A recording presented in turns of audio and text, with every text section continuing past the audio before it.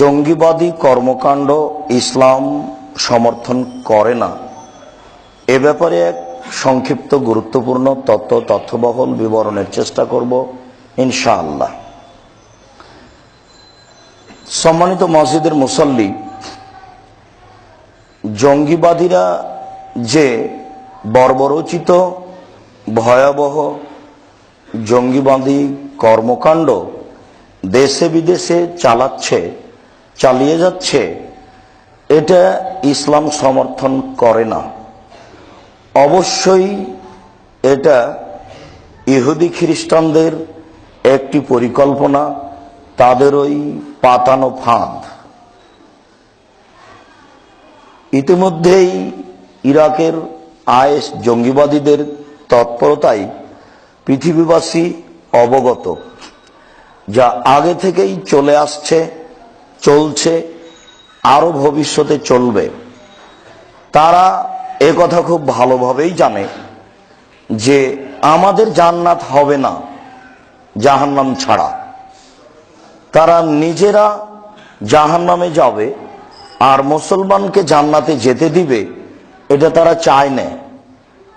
মুসলমানকে বিপাকে ফেলার সর্বধরনের পরিকল্পনা ইহুদিরা নির্দ্বিধায় অন্ধকার ঘরে চুপে চাপে চালিয়ে যাচ্ছে। এক সময়ে তারা ভারত, বাংলাদেশ, পাকিস্তানে বসবাস করত। তারা মুসলমানদের উপরে, আলেম ওলামাদের উপরে কঠোর নির্যাতন চালিয়েছে। তারা চলে গেছে বটে, তবে তাদের পরিকল্পনা বন্ধ হয়নি। দিন যত যাচ্ছে তাদের পরিকল্পনা আরো তত বেশি জোরদার ও ক্ষুরধর হচ্ছে। তারা করেছে, করবে।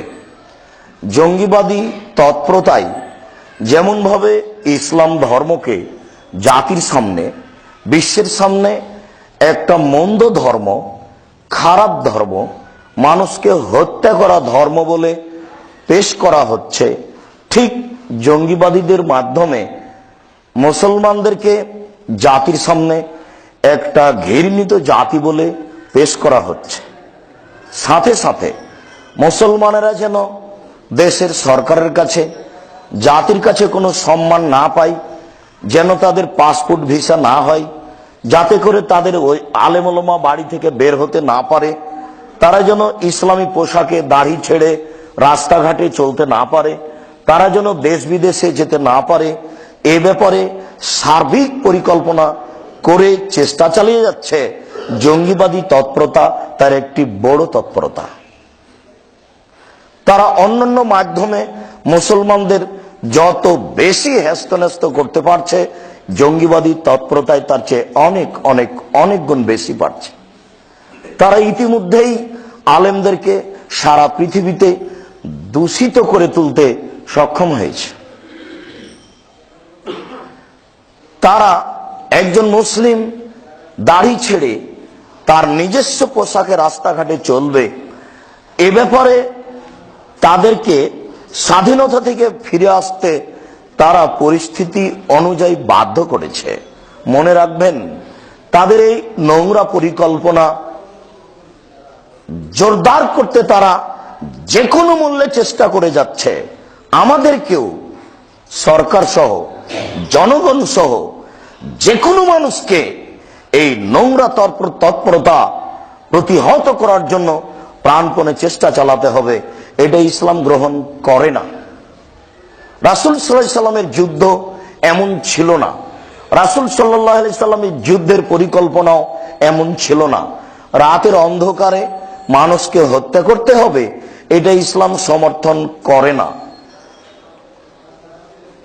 আত্মঘাতী হামলা, নিজেকে হত্যা করে জনগণকে মেরে ফেলা, এমন নোংরা কর্ম ইসলাম সমর্থন করে না, কোনোদিনই করেনি, ভবিষ্যতে করবে না। ইসলাম এমন ধর্ম নয়।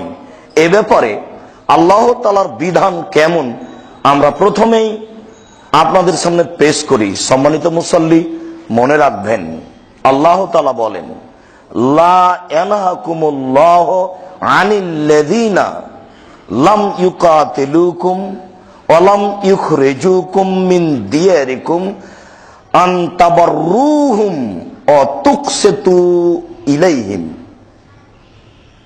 নিশ্চয় আল্লাহ তাআলা তোমাদেরকে নিষেধ করে না ওইসব লোকের সাথে ভালো আচরণ করতে, ওইসব লোকের সাথে ন্যায়পরায়ণতা দেখাতে, ওইসব লোকের সাথে ন্যায়পরায়ণ ভাবে চলতে, যারা তোমাদেরকে হত্যা করে না, যারা তোমাদেরকে বাড়ি থেকে বের করে দেয় না, তাদের সাথে তোমাদেরকে ভালো আচরণ করতে আল্লাহ তাআলা নিষেধ করেন না।